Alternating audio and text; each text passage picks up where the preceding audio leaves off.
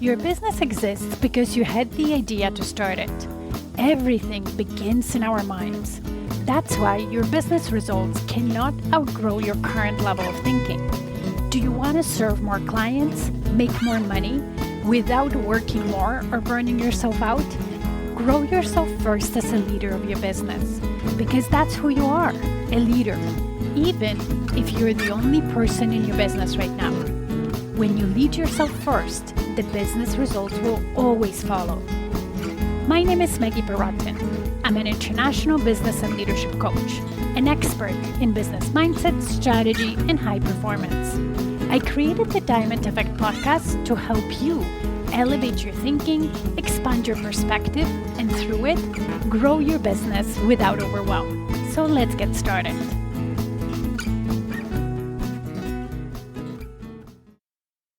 One of the biggest lessons I've learned as an entrepreneur is something that's a little ironic because it's actually one of the reasons I left corporate in the first place. And that lesson is self-trust. When I burned out in my corporate career, part of what broke me was this. Decisions were being made above me, promises made to clients, risks taken to enter a new market without my input. And then me and other people were responsible for delivering on them, often without the resources to do it properly. So I told myself, never again. I do not want to be in a situation where somebody else's decisions determine my reality. So I left. I started my own business because in my own business, I get to decide everything. I am responsible for the outcomes. And I can live with the consequences of my own choices, right or wrong. So here's the irony, though. I wasn't lacking in decision-making skills. In corporate, I've been a leader for 13 plus years.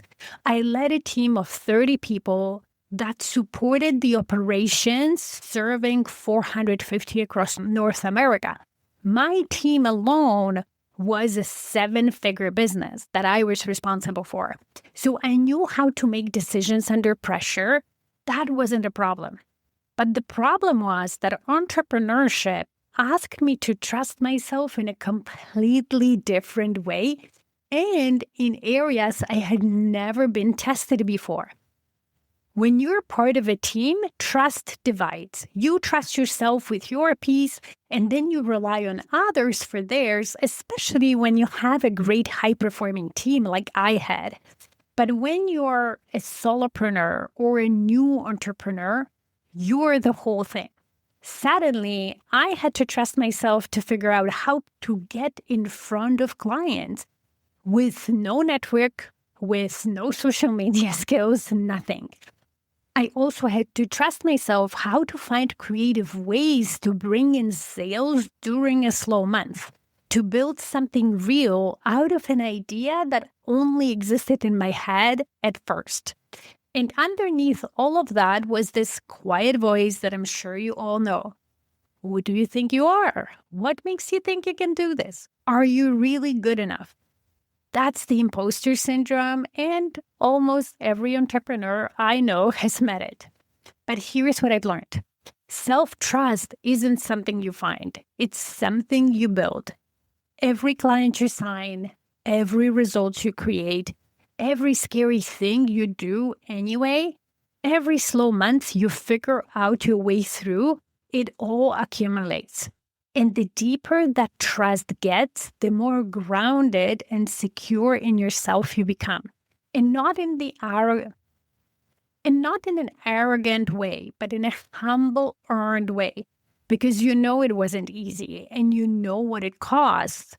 And you also know that you did it anyway. So that's when something really shifts. You stop feeling like a victim of circumstances, the economy, the algorithm, the timing, the competition, and you stop waiting for external conditions to be right before you take action, before you believe you can be successful. You actually step fully into the ownership of your business, your results, and your growth. And that is true self-leadership. And it's one of the most transformational things entrepreneurship will ever give you if you're willing to do the work to get there. Happy Monday. Thank you for listening today. If this podcast resonated with you, please come back. Also, you can leave a review on whatever platform you're listening.